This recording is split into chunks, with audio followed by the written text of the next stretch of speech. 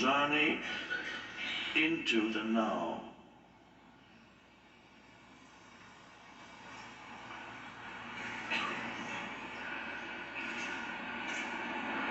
Usually when you talk about the now, then it's usually associated with, okay, the first thing that appears then in your awareness, perhaps, is your surroundings.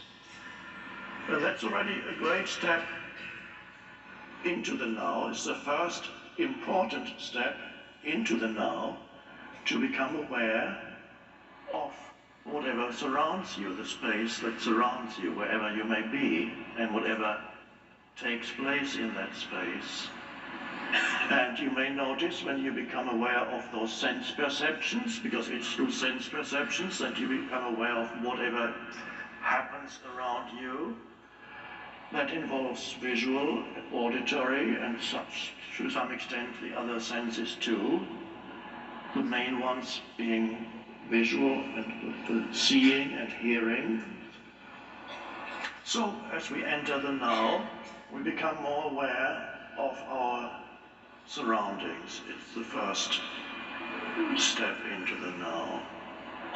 And now, when you do that, and let's do that now, just not thinking I'm going to practice now, not just become more aware of your surroundings. It's no practice, and it's not a doing, it's just an awareness arises of this room, the people in this room, the man sitting on the chair, talking, the lights, beautiful arrangement there. And that is the space of now.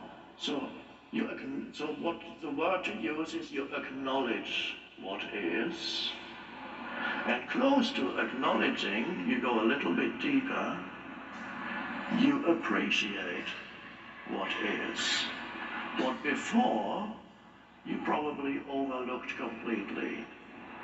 And that's already a wonderful thing, and there are some people who are not yet ready to go any deeper than that, and that's fine. It's enough to just go 2 steps into the now. Well, let's call it 3. People like the idea of steps. Let's call it step 1, you become more aware of your surroundings.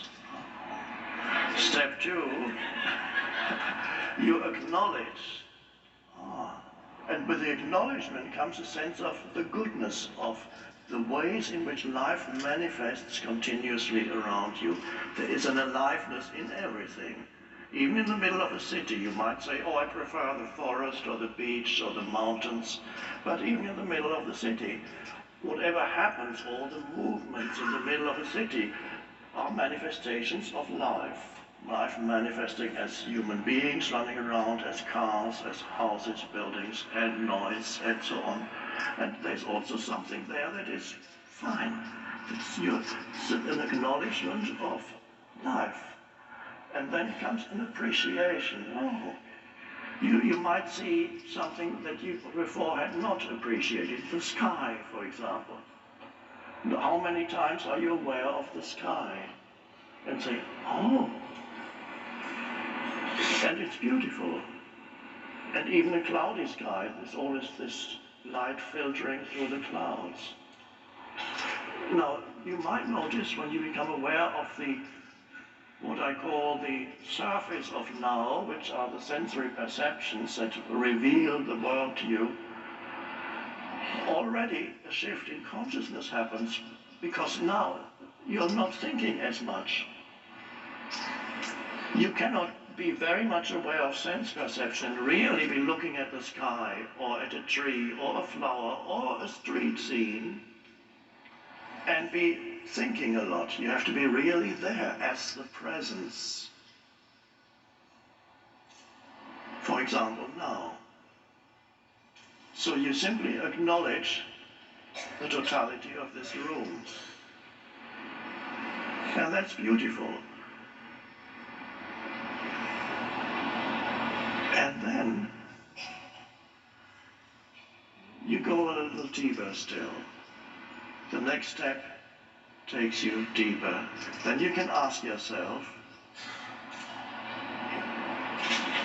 What else is there to the now, apart from the things that arise in my sense perception? What else is there? Is there anything else? Is that what the now is? What appears in the now? No. It's what appears in the now, but it's not yet the now.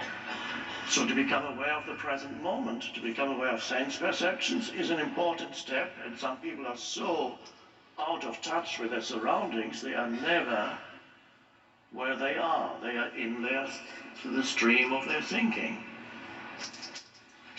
with only enough attention not to bump into things. But